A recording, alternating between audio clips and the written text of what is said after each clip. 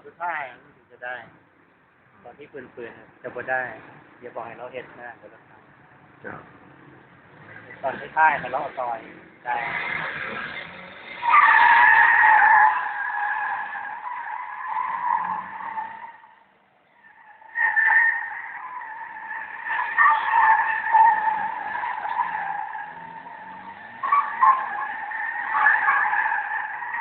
ไม่ได้เล่า